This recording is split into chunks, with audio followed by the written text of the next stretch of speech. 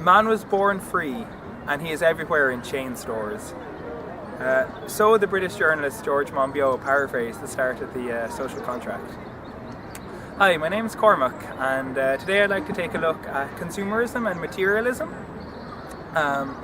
If you think about it, consumerism, shopping, is one of the most defining characteristics of our age today. If you think about it, like, what do we do? What do we use our public spaces for? What do we do with the centre of our cities and the centre of our towns? Like, what do we use Patrick Street for? We use it for shopping. In the 21st century, we're currently enjoying freedoms people from past ages could only imagine. We have civil and political rights, we have fundamental freedoms, mostly safe and clean streets, and while we still retain some inequalities, some poverties, for the most part, the war, famine, slavery that we took for granted in previous ages are now almost completely gone, especially in places like Ireland. So what do we do with all those freedoms? Do we hold great political rallies? Do we hold great debates? Engage in public works of art or sport? No. For the most part, in the centre of our towns, we just use our streets for shopping, to go into shops and buy stuff. Like, for some people, this truly makes them happy. And for them, that's fantastic, and that's great, and that's brilliant, and no problem with that. But for most of us, it doesn't. For most of us, it doesn't really make us happy. Like, buying things gives us this short-term buzz for a short while, but soon enough the shininess fades from whatever we buy, and it doesn't give us that like long-term fulfillment that we're looking for. So why do we do it?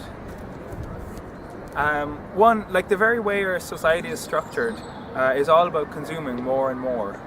One good example is to look at advertising. Because advertising in the 21st century has an unprecedented reach into our lives and into our minds. Advances in psychology mean that marketers now know more and more about how your mind ticks and about how to persuade you and create a desire that you want to buy their product.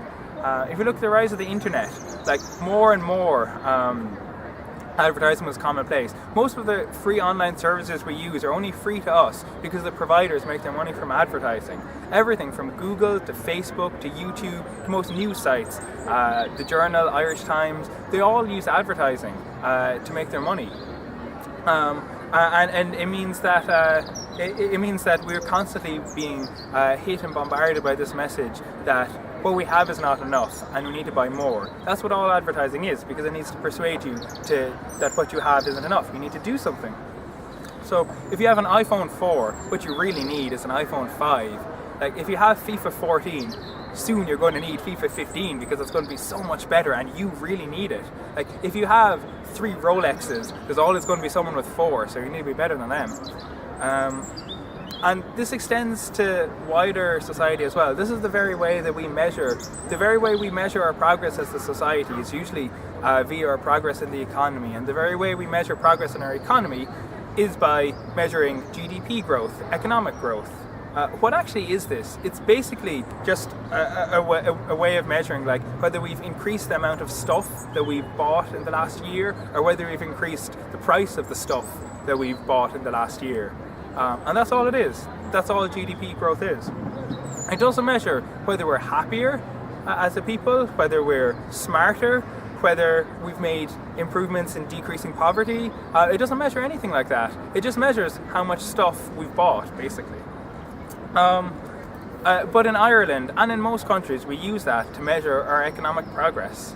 And I think that's kind of silly, because it doesn't really measure whether we're any better than we used to be. There's loads of other measures we could use. For example, looking at the UN Human Development Index or other measures. In Bhutan, they've just started officially using a happiness index instead of GDP growth to measure their progress as a nation. So why can't we?